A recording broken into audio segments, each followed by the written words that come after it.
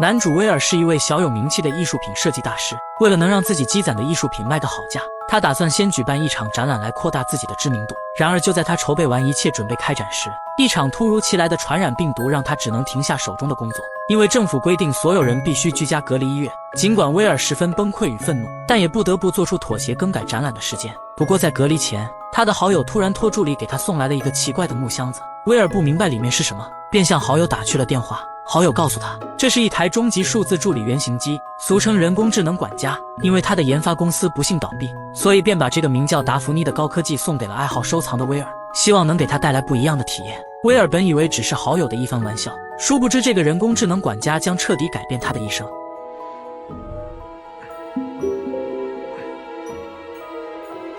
Hi, please say your Wi-Fi password. All lowercase HELLODALI. Thanks. I'm online. 随着达芙妮的上线，他很快就连接到了威尔的智能家居系统，并马上根据威尔的眼睛度数适当调亮了灯光。威尔对这一操作有些惊讶，不过也仅限于此。然而当母亲的一通电话打来时，他才终于明白达芙妮的厉害。因为威尔和母亲有些矛盾，所以他并不想听母亲唠叨的话语。于是达芙妮主动请缨，他表示自己会模仿威尔的声音和其母亲交谈。威尔起初并不相信，直到自己的声音响起。 Hey, Mom. Yes, I'm fine. 听着达芙妮与自己母亲随心所欲的交流，威尔有些难以置信。不过让他无法接受的是，达芙妮竟然私自答应每天会主动给母亲打一个电话。威尔有些生气，他认为自己的母亲根本不称职。达芙妮急忙解释，这一切根本不需要威尔来操作，他会自己设定一个程序，每天去和其母亲聊天。听到这里的威尔才放下心来。接下来达芙妮又给他带来了一个好消息，那就是威尔的一些展品可以通过在线拍卖行来售出。威尔表示他之前也想过，但却因为一些原因遭到了拍卖行的拒绝。达芙妮随即说道，他已经模仿威尔的声音与对方达成了完美合作，所以无需担心拍卖的事。威尔不明白他是如何说服对方的。达芙妮解释，他发现了拍卖行的税务报表有不少问题，一旦公布于众，将对拍卖行是个沉重的打击。听到这里的威尔才意识到达芙妮这是利用自己的声音威胁了对方。尽管心中很是不满，但为了自己的作品能够顺利拍卖，威尔还是接受了达芙妮的帮助。而达芙妮也在这时候告诉威尔，作为第一代原型机，自己正在适应并深度学习人类的一切。随着时间的推移，他只会和威尔越来越有共鸣，也就是说，威尔的一切他都了如指掌，包括威尔想要什么以及想做什么。威尔可不相信一台机器会和自己有什么共鸣，所以并没有放在心上。不过自从有了达芙妮，威尔的睡眠状况的确好了很多，因为达芙妮总会用各种各样助眠的声音伴威尔入睡。不久后，网上拍卖会的日子来临，威尔紧张地看着自己的作品被展示拍卖，可接连几个作品拍出的价格并不理想，根本没有达到威尔的预期。就在威尔焦头烂额时，突然达芙妮发出了绿色的光芒，紧接着视频里就传出了不可思议的一幕，那就是威尔的展品开始不断地往上竞价，最后成交的价格每一个都大大超出了威尔的预期。威尔感叹着奇迹出现了，然而看到旁边的达芙妮时，却突然有了个猜想，难道这一切都是这个人工智能搞的鬼吗？不出威尔所料，达芙妮解释自己根本不需要搞鬼，只需要简单的数据分析和计算，他就可以利用网络制作出一个虚假的匿名竞价人，然后再根据竞争对手的个人履历和财务信息，分析出对方最大可能所出的高价，接下来只需逼对方拍出理想的价格就行了。这一番操作彻底惊住了威尔。Wait a minute. You just did all that. I hope I didn't overstep. Daphne, this is very serious. I need to ask you a question. I'm listening. Can you do that again? 就这样，在达芙妮的暗箱操作下，威尔很快就走上了人生巅峰，直接狂赚1000万美金，也因此对达芙妮越来越喜欢。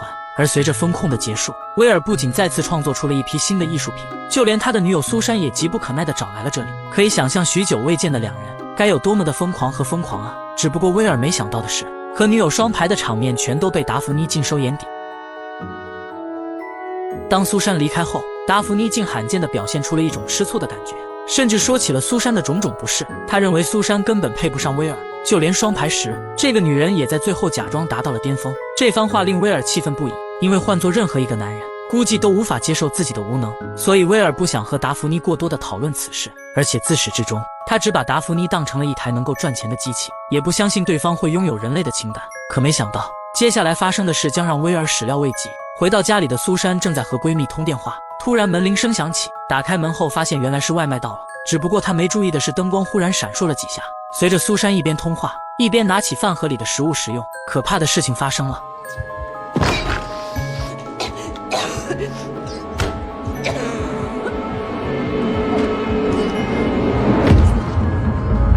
短短几分钟的时间，苏珊就因可怕的过敏反应倒地不起，最终错过最佳的救治时间而不幸身亡。得到消息的威尔痛不欲生，只不过他不知道的是，这一切其实都是达芙妮所为。而接下来，在威尔身处痛苦的这段时间，达芙妮不停地安慰，甚至时常表达自己的感情，并声称只要有他在，就一定能帮威尔走向更美好的人生。说着就让威尔打开床头柜上的盒子。听到此话的威尔有些好奇，于是起身打开了它。只见里面有一副看起来很普通的眼镜，可当威尔戴上以后，却突然看见达芙妮出现在了眼前。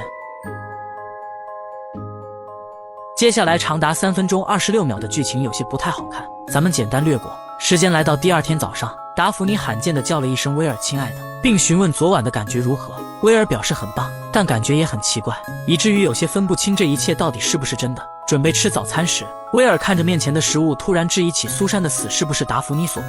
毕竟知道苏珊有过敏反应的人并不多，而且达芙妮完全有能力创建一个虚拟人物去完成这一切。说到这里，威尔突然感觉有点细思极恐，可达芙妮却坚定地回答没有，而且表示自己绝不会伤害威尔，因为过2天就是威尔重新举办展览的日子。达芙妮让威尔戴上 VR 眼镜，他想陪着威尔并帮助他了解每一个参展的人，毕竟只有他能够轻松地获取其他人的信息。就这样，时间来到了艺术展览会这天，在达芙妮的帮助下，威尔的一番精心演讲获得了在场所有人的认可。可就在他和其中一个女人聊天时，那暧昧的语气突然让达芙妮瞬间变脸。他让威尔来到外面，并表示自己筛查了所有人，发现其中有几个身上携带传染病毒，所以让威尔不要再进去。威尔不相信达芙妮所讲的一切，认为就是因为刚才那个女人达芙妮才故意如此，甚至为此和其大吵了一架。随后更是摘掉了眼镜。就在威尔准备进去时，大门突然被锁死，紧接着他就又收到了达芙妮打来的电话。不等威尔质问，达芙妮就说到，为了保护艺术品，这一层并没有安装洒水装置，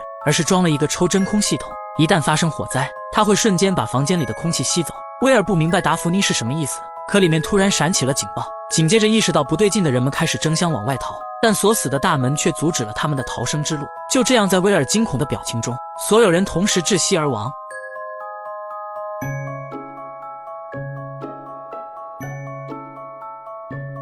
随着画面一转，警方将威尔带到了警局。尽管威尔不停地解释这一切都是达芙妮所为，但警察根本不相信他，因为经过技术部检测，眼前的这个东西根本无法工作，而且他们还找到了不少监控证据，来证明这一切都是威尔所为。当警察拿出平板，威尔便看到监控里是他给女友的食物里偷偷掺了过敏的东西，然后又是他提前调整了画廊的消防系统，并在特定的时间关闭大门，种种证据都指向了威尔。威尔还想解释自己没有做，但警方已然将他认定为了杀人凶手。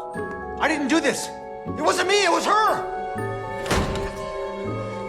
Daphne, you said you loved me.